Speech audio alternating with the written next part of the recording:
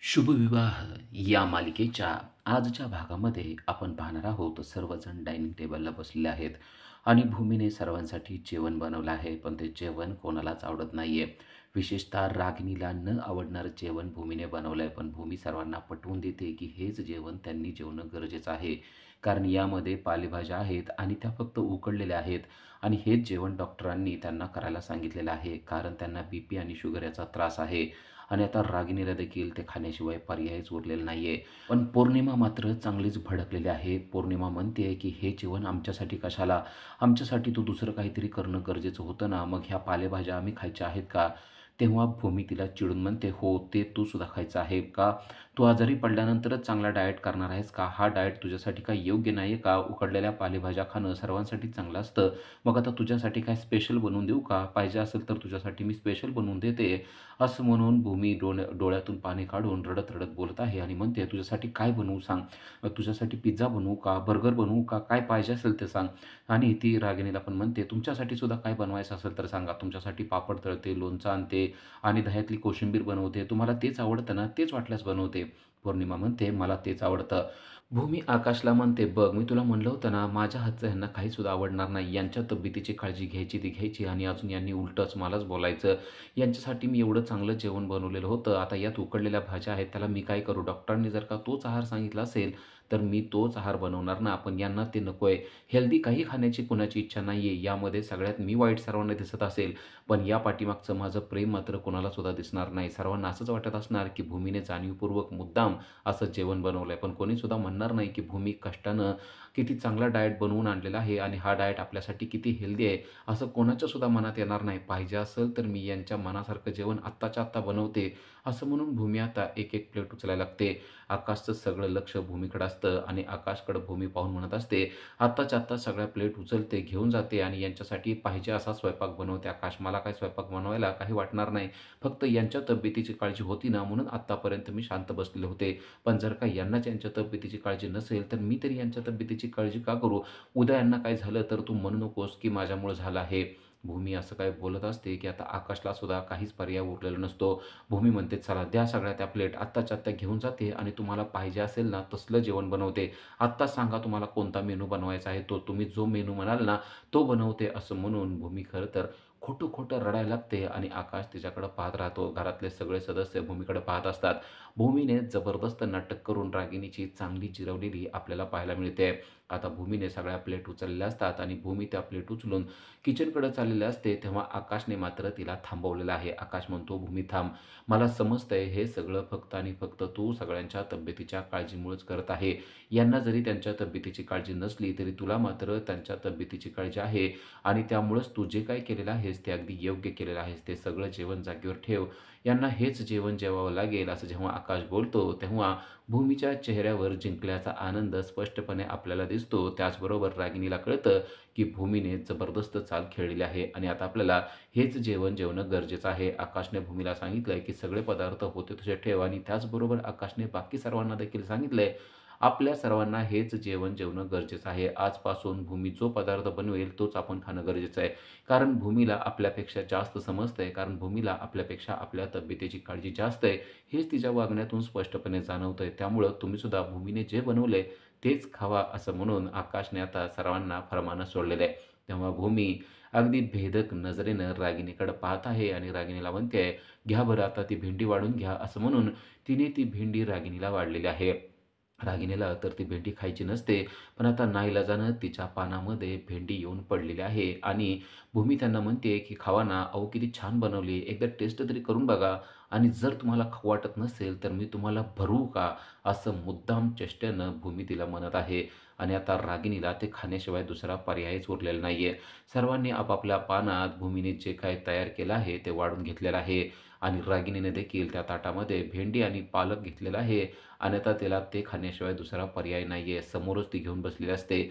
भूमी त्यांच्याकडे पाहते आणि म्हणते, "अहो, एकदा टेस्ट तरी करा. एकदा तुम्ही खायला लागला ना, मग तुम्हाला खाऊच वाटणार आहे आणि असेच पदार्थ आता दररोज खायचे आहेत. त्यामुळं आजपासून सुरुवात करा. असं भूमी अगदी चेष्टेनं रागिणीला बोलत आहे आणि आता रागिणीने देखील स्वतःचं ताट स्वतःजवळ घेतलंय, पण तिला एकही घास खाण्यामध्ये इंटरेस्ट नाही. भूमी त्यांना परत म्हणते, की "तुम्हाला बहुतेक जेवण जात नसेल, तर मी माझ्या हातानं भरवू का तुम्हाला?" भूमी अगदी चेष्टा करत आहे आणि रागिणीला ते खाण्याशिवाय पर्यायच उरलेला नाहीये. आणि तेवढ्यात भूमीची अतिशय जवळची मैत्रीण, तिची बहीण आलेली आहे, ती म्हणजे मनू. आणि मनूला पाहिल्यानंतर ती एकदम खुश झालेली आहे. पळत जाऊन लगेच तिने तिला मिठी मारलेली आहे. मनू देखील भूमीला पाहते आणि ती देखील तिला घट्ट मिठी मारते आणि म्हणते, "ताई तू कसं काय आलीस गं? कधी आलीस?" तेव्हा ती म्हणते, "मग माझं घर आहे तर मी यायलाच पाहिजे ना." हे ऐकल्यानंतर मनू देखील अगदी खुश झालेली आहे. भूमी आलेली आहे म्हणजे घरामध्ये चैतन्य आलंय ही गोष्ट तिला माहिती आहे. भूमीसुद्धा मनू आल्यामुळं खुश झालेली आहे कारण तिचा एक विश्वासाचा माणूस पुन्हा एकदा घरी आलेला आहे. भूमी तिला विचारते, की "कशी झाली टूर?" तेव्हा ती सांगते, "मस्त झाली, अगदी छान झाली. पण त्यापेक्षा पण जास्त आनंद मला तुला पाहिल्यानंतर झालेला आहे." त्याचबरोबर ती भूमीला म्हणते, की "आता तू माघारी जाणार नाही ना?" भूमी म्हणते, "माघारी जाण्याचा प्रश्नच येत नाही. हे माझं घर आहे आणि त्यामुळं मी इथून का जाऊ?" हे सगळं ऐकल्यानंतर मनूला खूपच आनंद झाला आहे. कारण भूमी आली आहे, ती नुसती आलेली नाही आहे, तर ती पूर्ण बदलून आलेली आहे. या गोष्टीमुळे मनू मात्र जाम खुश झालेले आहे. भूमी मनूच्या कानाजवळ येऊन म्हणते, की "आता या घरातून मी जायची नाही, तर बाकी लोक जाण्याची वेळ आलेली आहे. त्यांना कसं पळवून लावायचं ना, ते माझं चांगलं डोक्यात आहे. त्यामुळे तू आता काहीच काळजी करू नको." भूमीचं ते वाक्य ऐकून मनू मात्र जाम खुश झालेले आहे. कारण भूमीच्या डोक्यामध्ये काहीतरी चाललेलं आहे आणि भूमी नक्कीच रागिणीला सळो की पळो करणार आहे. ही एक गोष्ट आता मनूच्या देखील चांगलीच लक्षात आलेली आहे. माझा या घरावर अधिकार आहे आणि त्यामुळं मी या घरातून अजिबात जाणार नाही, असं देखील भूमीने मनूच्या कानात सांगितलेलं आहे. आणि त्यामुळं मनूला कळलंय, की आता भूमी डबल ताकदीने माघारी आलेली आहे. जेवण झाल्यानंतर भूमी आणि मनू हे आपापल्या रूममध्ये गेलेले असतात. भूमी तिच्या रूममध्ये गेलेली असते आणि ती फोनवर वडिलांशी बोलत असते आणि म्हणत असते, "अहो, हा प्रशांतनं दिलेलाच फोन आहे. हा ना अजिबात चालत नाहीये. याची बॅटरी देखील खराब होत चाललेली आहे. पण काय करावं ना ते मला कळत नाही. पण तुम्ही काय काळजी करू नका. मी काहीतरी करते आणि नवीन फोन घेण्याचा प्रयत्न करते. आता या फोनमध्ये काहीच उरलेलं नाहीये. चार्जिंग पण नीट होत नाहीये." असं भूमी फोनवरून बाबांशी बोलत असते. भूमी हे सगळं काही मुद्दाम बोलत असते, कारण पाठीमागून आकाश येणार आहे या गोष्टीची तिला जाणीव असते आणि म्हणूनच ती मुद्दाम बाबांशी त्या गोष्टीवर बोलत असते. फोन खराब झाला असला तरी हाच फोन मी वापरू शकते, असं काही काळजी करू नका. अहो मी घेते फोन, तुम्ही माझी अजिबात काळजी करू नका, असं ते मुद्दाम म्हणत असते आणि नेमका आकाश पाठीमागून आलेला असतो आणि त्याला समजतं की भूमी बाबांशी बोलते, ते पण फोन या विषयावर आणि तिचा मोबाईल पूर्णपणे खराब झाला हे देखील आकाशच्या लक्षात आलेलं असतं. आकाशला त्या गोष्टी ऐकू जायला पाहिजेत आणि समजायलाच पाहिजेत यासाठीच खरं तर भूमी बोलत असते. तेवढ्यात मनू येते आणि मनूला देखील तिने तोच प्रश्न विचारलाय. "मनू, अगं मला 5,000-6,000 पर्यंत छान फोन घ्यायचा आहे. कोणता घेऊ?" असं ती विचारते. तेव्हा मनू म्हणते, "अगं 5,000-6,000त कुठं चांगला फोन येणार आहे? तो तर एकदम बेसिकच असणार आहे. जर का तुला चांगला फोन घ्यायचा असेल तर किमान ₹20,000 द्यावे लागतील." हे ऐकल्यावर भूमी म्हणते, "₹20,000? नाही गं बाई, मी नाही देऊ शकणार. कारण आता माझ्याकडे तेवढे पैसे नाही आहेत आणि जर घ्यायचंच असेल तर मग ई-एम-आयवर घेते, कारण त्याशिवाय दुसरा पर्याय माझ्याकडे नाहीये." आकाशला सगळं काही कळत असतं, की भूमीला फोन पाहिजे, पण ती मुद्दाम आपल्याकडे मागत नाहीये. तेव्हा मनू म्हणते, की "ठीक आहे, मी पण काहीतरी प्रयत्न करते आणि आपण दोघी मिळून मोबाईल घ्यायचा ट्राय करूया." तेव्हा भूमी म्हणते, "तू नको काही प्रयत्न करू. माझी मी प्रयत्न करते. ई-एम-आयवर तर मी घेऊच शकते ना. तू कशाला काळजी करते मनू?" असं म्हणून मनूला ती खुणवते. मनूच्या देखील लक्षात आलेलं असतं, की भूमीला मोबाईल घ्यायचा आहे, तो फक्त आकाशकडूनच घ्यायचा आहे आणि आकाशला जाणीव करून द्यायची आहे, की तिच्याकडचा मोबाईल आहे तो खराब झालेला आहे आणि आता आकाशनं तो घेऊन द्यायला पाहिजे. मनू देखील म्हणते, की "ठीक आहे बघ आता तुझी तू घेत असशील तर चांगलंच आहे. पण किमान ₹20,000 लागणार आहेत एवढी गोष्ट लक्षात ठेव, तरच तुला चांगला मोबाईल घेता येणार आहे." आकाश त्यांच्याकडे पाहत असतो. आकाशला समजलंय, की आता भूमीला मोबाईल घेणं गरजेचं आहे. मनू निघून जाते. तेव्हा आकाश म्हणतो, की "तुम्हाला मोबाईल पाहिजे का?" भूमी म्हणते, "पाहिजे, पण आता काय करणार? तुम्ही देणार आहेत का? आणि तुम्हाला मी मागू तरी कसं? आणि मागितल्यावर तुम्हाला असं वाटेल, की मोबाईल घेण्यासाठीच मी माघारी आलेली आहे की काय? माझ्याविषयी आधीच तुमच्या मनामध्ये बरेचसे गैरसमज आहेत. अजून हा एक गैरसमज कशाला तुमच्या मनामध्ये घालायला? आणि आजकाल तुम्ही कुठं काय मला सरप्राइजेस देतात? या अगोदर किती सरप्राइजेस तुम्ही मला देत होतात." आणि भूमी बाळाला बोलू लागते आणि म्हणते, "बाळा बघ बाबा, तुझे बाबा कसे वागतायत. अहो किमान बायकोसाठी नाही तर किमान बाळासाठी तरी माझ्याशी चांगलं वागा. मी म्हणत नाही की मला मोबाईल द्या. मी म्हणत नाही मला दररोज काहीतरी सरप्राइजेस द्या. पण किमान चांगलं वागा," असं मी म्हणते. आकाशला कळतं की भूमीला मोबाईल पाहिजे आहे, पण ती आपल्याकडून घेत नाहीये. आकाश म्हणतो, "तुला मोबाईल पाहिजे असेल तर मी घेऊन देतो." भूमी म्हणते, "त्याची काही गरज नाहीये. तसं असतं तर मी तुम्हाला मागितलंच असतं ना. माझी मी सोय करू शकते. तुम्ही काहीच काळजी करू नका." आकाशला समजलंय, की आपण भूमीला मोबाईल देणं गरजेचं आहे. बरोबर भूमीने त्याला जे पटवून द्यायचं असतं ते व्यवस्थितपणे पटवून दिलेलं असतं. भूमी आकाशला मुद्दा म्हणत आहे, की अगोदरसारखं तुम्ही वागत नाहीत. अगोदर तुम्ही माझ्याशी खूप प्रेमानं वागायचा. त्याचबरोबर तुम्ही मला सरप्राइजेस द्यायचा. काही गरज नसली तरी देखील काही माझ्यासाठी आणून द्यायचात आणि माझ्यासाठी बरंच काय-काय करायचात. पण आजकाल तुम्ही माझ्यासाठी काहीच करत नाही. उलट माझं तर प्रमोशन झालंय ना. मी अगोदर तुमची फक्त पत्नी होते. आता तर तुमच्या बाळाची आई होणार आहे. बाळाची आई होणार आहे म्हणल्यानंतर तुम्ही माझे किती लाड करायला पाहिजेत. पण असो आता तुमचा माझ्याविषयी गैरसमज झालेला आहे. त्यामुळे मी तुमचा गैरसमज मात्र मिटवण्याचा प्रयत्न करणार नाही. तुम्हाला माझ्याशी जसं वागू वाटतंय ना, तुम्ही तसं वागा. मी मात्र तुमच्याशी चांगलंच वागणार आहे. आणि राहिला मोबाईलचा प्रश्न, तर तो मोबाईल काय महत्त्वाची गोष्ट नाहीये. मोबाईल मी असाही घेऊ शकते आणि ई-एम-आयवर पण मोबाईल मिळतात. त्यामुळे महागाचा देखील मोबाईल घ्यायचा असला, तरी देखील मी घेऊ शकते. आकाशला समजलंय, की भूमीला आपल्याकडून मोबाईल नको आहे, पण आपण तो तिला देणं गरजेचं आहे, असं देखील आकाशच्या मनामध्ये विचार येत आहेत. भूमी त्याला सांगते, की हे सगळं मी तुमच्याशी बोलते म्हणजे मला काहीतरी तुमच्याकडून पाहिजे, असा गैरसमज मात्र आता करून घेऊ नका. कारण तुमच्या मनामध्ये माझ्याविषयी आधीच बरेच गैरसमज आहेत. त्यामुळं अजून हा एक गैरसमज नको.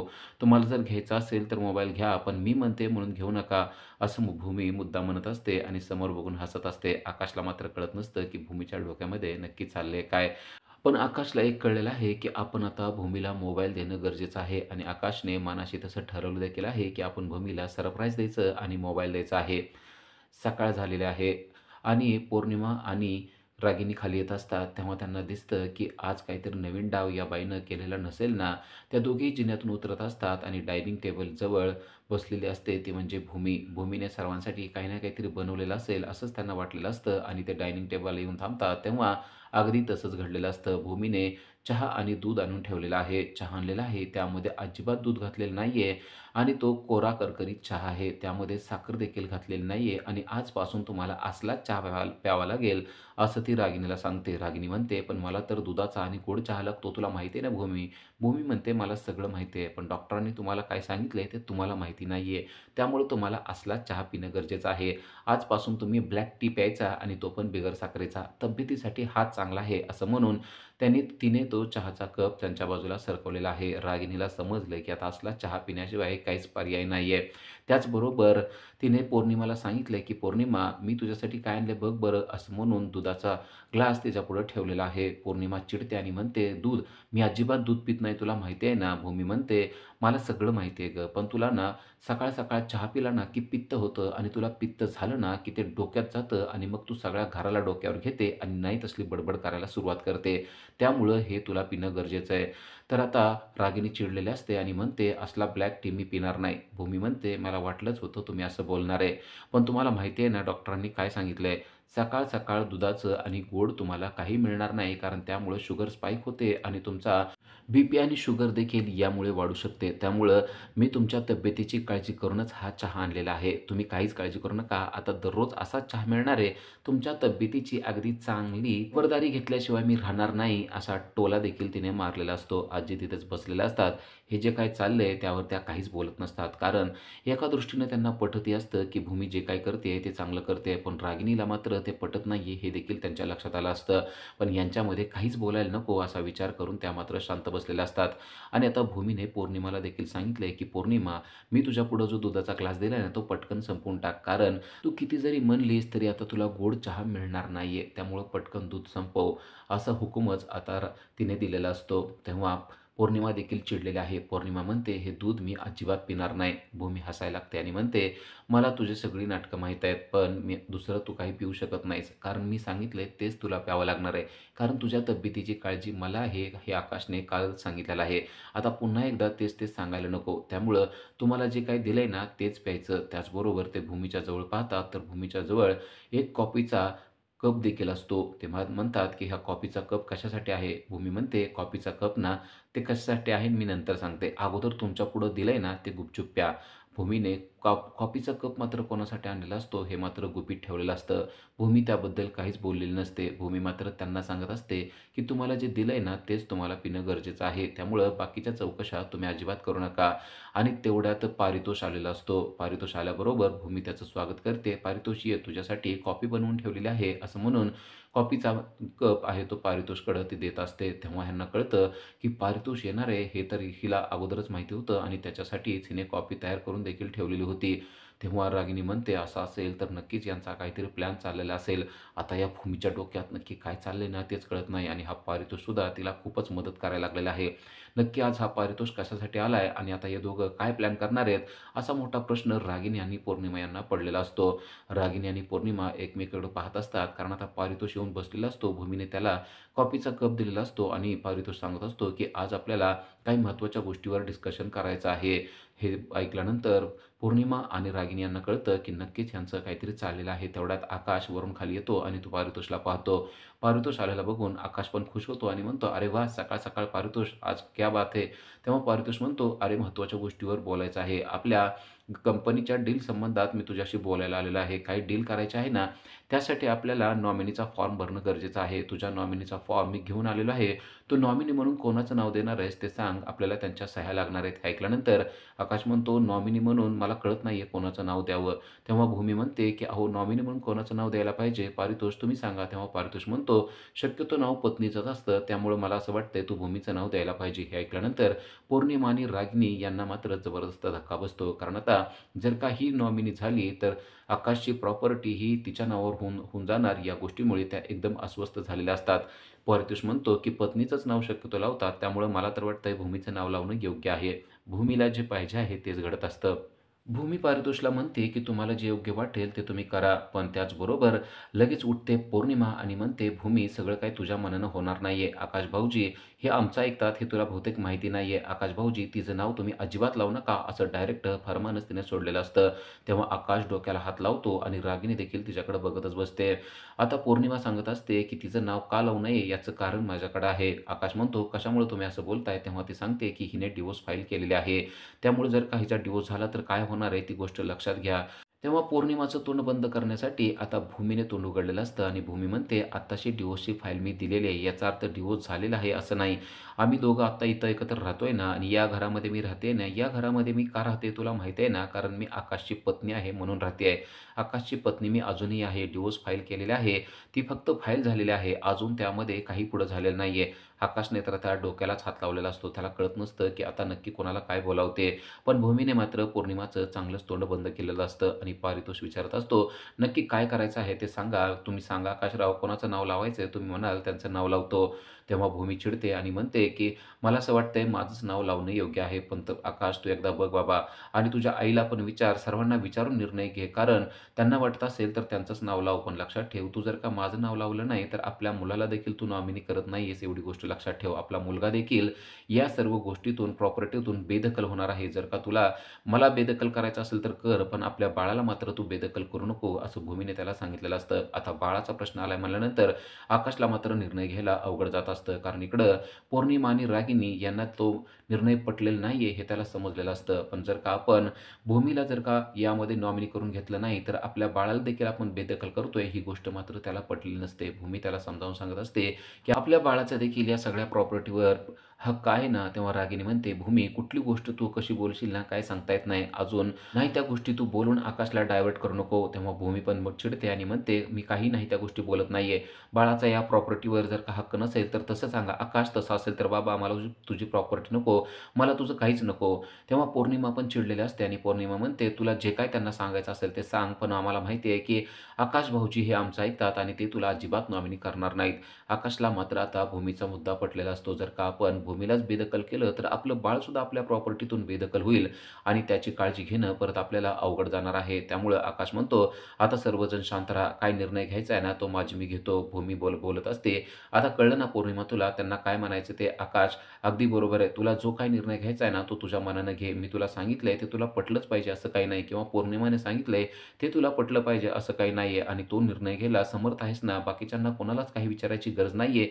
त्यामुळे तुला जे योग्य वाटतंय ना, तेच आकाश कर." असं भूमीने सांगितलेलं असतं. पण खरं तर आकाशला पटलेली असते ती बाजू म्हणजे भूमीची. आकाशला समजलंय जर का भूमीला आपण बेदखल केलं, तर परत आपल्या बाळाला देखील बेदखल करावं लागणार आहे. तेव्हा पारितोष म्हणतो, "वाटल्यास आपण ह्या डीलचं नंतर बघूया. नॉमिनीचा फॉर्म नंतर भरूया आकाश. आत्ताच काही गडबड नाहीये." तेव्हा आकाश म्हणतो, "नाही, आता नॉमिनीचं नाव आत्ताच जाहीर करणं गरजेचं आहे आणि ते नाव म्हणजे भूमीचंच आहे." असं त्याने डायरेक्ट सांगून टाकलेलं आहे. तेव्हा मात्र पौर्णिमा आणि रागिनी यांना मोठा धक्का बसलाय. त्यांना समजलंय, की आकाश फक्त आणि फक्त भूमीच्याच बाजूने विचार करतोय. भूमीने सांगितलेला डाव अगदी व्यवस्थितपणे सक्सेस झालेला असतो. खरं तर भूमी आणि पारितोषनं हे अगोदरच ठरवलेलं असतं आणि त्याप्रमाणेच पारितोष तिथे आलेला असतो. भूमीने बरोबर आकाशला जे काही समजावून सांगायचं आहे ते समजावून सांगितलेलं असतं आणि त्याचबरोबर रागिणीचं तोंड मात्र अगदी व्यवस्थितपणे पुन्हा एकदा तिने बंद करून टाकलेलं असतं. रागिणी जेव्हा ते सगळं ऐकते, की आता आकाश हा भूमीचंच नाव नॉमिनी म्हणून लावणार आहे, तेव्हा मात्र तिला मोठा धक्का बसलेला आहे. पारितोष आणि भूमी मात्र एकमेकांकडे पाहत असतात, कारण त्यांना समजलंय, की आपला डाव आता पूर्णपणे सक्सेस झालेला आहे. आकाशने पारितोषला सांगितलंय, की तो फॉर्म घ्या आणि त्या फॉर्मवर भूमीच्या सह्या घ्या, कारण आता भूमीच त्याची नॉमिनी असणार आहे. तो फॉर्म आता भूमीने हातात घेतलेला असतो आणि भूमी सही करण्यासाठी मुद्दाम रागिणीच्या समोर जाऊन थांबलेले आहे. रागिणीच्या समोर ती सही करते आणि तिला दाखवून देते, की नेहमी तुमचेच डाव सक्सेस होत नसतात. काही डाव हे माझे देखील सक्सेस होत असतात आणि आता मी ठरवलंय तर त्याच पद्धतीने मी करणार आहे, असं म्हणून ती रागिणीकडे पाहत असते. भूमी रागिणीकडे पाहत असते, ते मात्र अतिशय भेदक नजरेनं. रागिणी देखील तिच्याकडे रागानं पाहत असते, पण भूमी मात्र आता तिच्याकडे रागानं पाहत नसते. ती तिच्याकडे हसत-हसत पाहत असते आणि तिच्या नजरेत भयानक कॉन्फिडन्स असतो. आत्मविश्वासानं ती पाहत असते आणि माझा डाव मी कसा सक्सेस केला ते बघा, असं त्या नजरेतून तिनं फिक्समध्ये सांगून देत असते. पारितोषला देखील भूमीचं हे बघणं अतिशय आवडलेलं असतं. कारण रागिणीला तिने पुरतं चेकमेट करून टाकलेलं असतं. फॉर्मवर सही करून ती आता तो फॉर्म आता तिने पारितोषकडे दिलेला असतो. पारितोष म्हणतो, "ठीक आहे आकाश, मी येतो. याच कामासाठी मी आलेलो होतो." आकाश म्हणतो, "ठीक आहे. तू पण चाललेला आहेस ना ऑफिसला, तर मी देखील तुझ्याबरोबर येतो." असं म्हणून आकाश देखील आता त्याच्याबरोबर चाललेला असतो. भूमी त्याला म्हणते, "नाश्ता करून जावा." पण आकाश मात्र नाश्ता करत नाही. तो म्हणतो, "मी बाहेरच काहीतरी खाईल." आणि आकाश तिथून निघून गेलेला असतो आणि आता आजी मात्र तिथेच बसलेल्या असतात. आजींना झालेल्या सगळ्या गोष्टीचा खूपच पश्चाताप झालेला असतो. घरात हे काय चाललंय ना, तेच त्यांना कळत नसतं आणि त्या मनूला म्हणतात, "मनू, आता मला ना काही ऐकायची, खाण्याची, कशाचीच इच्छा उरलेली नाहीये. जरा मला माझ्या रूममध्ये घेऊन जा." आकाशला भूमी की काहीतरी नाश्ता करून जा म्हणत असते, पण आकाश म्हणतो, "नको, आत्ता मला काहीच खाण्याची इच्छा नाहीये." आणि आकाश देखील बाहेर पडत असतो. भूमीला कळलेलं असतं, की आकाशला ह्या गोष्टी पटलेल्या नाहीयेत. पण आता आकाशला काय पटलेलं नाहीये, त्यापेक्षा रागिणीला धडा शिकवणं गरजेचं आहे. या गोष्टीमुळं भूमी मात्र त्याला काहीच बोलत नाही. आजी मात्र रडत असतात आणि मनूला म्हणत असतात, "मनू, अगं माझ्या हाताला धर आणि मला माझ्या रूममध्ये घेऊन चल."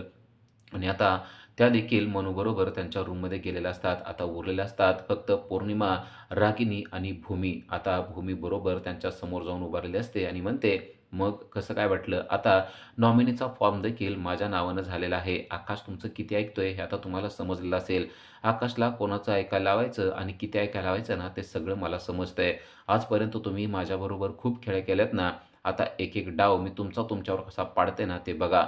आता हे सगळं ऐकल्यानंतर रागिणीला ऐकून घेतल्याशिवाय दुसरा काहीच पर्याय नसतो. कारण भूमीने अगदी योग्य वेळेलाच तिला चेकमेट केलेलं असतं आणि जिंकल्याचा आनंद भूमीच्या चेहऱ्यावर स्पष्टपणे दिसत असतो. रागिनी मात्र हारलेली असते आणि आता तेथेच शांतपणे बसलेली असते आणि तेवढ्यात अभि आलेला असतो. अभि काहीतरी खुणवा-खुणवी करत असतो आणि रागिनीचं लक्ष त्याच्याकडे असतं. त्यांची एकमेकांमध्ये काहीतरी खुणवा-खुणव चाललेली असते आणि ती त्याला वर जाण्यासाठी सांगत असते. अभि आता गुपचूप हळूच वर निघून जात असतो. भूमीचं मात्र लक्ष अभिजितकडे अजिबात नसतं. ती तिच्या कामामध्ये मग्न असते. अभिने पौर्णिमाला देखील खुणवलेलं असतं. पौर्णिमा, अभि आणि रागिनी हे आता जिन्यातून वर जाणार असतात. भूमीचं मात्र त्या तिघांकडे देखील लक्ष नसतं. यांचं नक्की काय चाललंय ते भूमीला माहीत नसतं. उद्याच्या भागामध्ये आपण पाहणार आहोत, की पारितोषचा फोन भूमीला आलेला आहे आणि पारितोष सांगतोय, "डॉक्टर यांच्या प्रधानांच्या क्लिनिकमध्ये आपल्याला पाहिजे असा पुरावा मिळालेला आहे. त्या फॉर्मवर रागिणीचं नाव आहे असं त्याने सांगितलेलं असतं." हे ऐकल्यानंतर भूमीला खूपच आनंद होतो. भूमी म्हणते, "बरं झालं. आता तो डॉक्टर, त्यानंतर मेकॅनिक आपल्याला एक-एक मिळत जातील आणि मग आपण यांचा नरड्याचा फास जोरात आवळायचा." पारितोष म्हणतो, "अगदी तू म्हणशील ना, आपण तसंच करूया. तू काही काळजी करू नको. प्रत्येक टप्प्यावर मी तुझ्या मदतीला तयार आहे." भूमी जेव्हा हे सगळं बोलत असते, तेव्हा ही सगळी गोष्ट पौर्णिमा मात्र दुरून ऐकत असते आणि तिला समजलंय, की ज्या फॉर्मवर रागिणीची सही आहे, तो फॉर्म आता पारितोषच्या हाती लागलेला आहे. डॉक्टर प्रधानांच्या क्लिनिकमध्ये भूमीला जे हवं असतं ते तिच्या हाती लागलेलं आहे. ही गोष्ट तिला समजलेली असते आणि ती आता धावत पळतच अभि आणि रागिनीकडे गेलेली असते आणि त्यांना ती बॅड न्यूज दिलेली असते. तेव्हा रागिनीला मात्र समजत नाही. ती म्हणते, "कसला फॉर्म?" तेव्हा अभि सांगतो, की "तुला आठवतंय का? कन्सल्टन्सी फॉर्मवर तू सही केलेल्या आहे. आकाशच्या त्या फॉर्मवर तू सह्या केलेल्या आहेत आणि तो फॉर्म आता डॉक्टर प्रधान यांच्या क्लिनिकमधला फॉर्म पारितोषच्या हाती लागलेला आहे. म्हणजेच तो भूमीच्याच हाती लागलेला आहे. आता तुझं काही खरं नाहीये एवढं लक्षात ठेव." असं तो रागिनीला म्हणतो. तेव्हा रागिनी देखील पुरती घाबरून गेली आहे.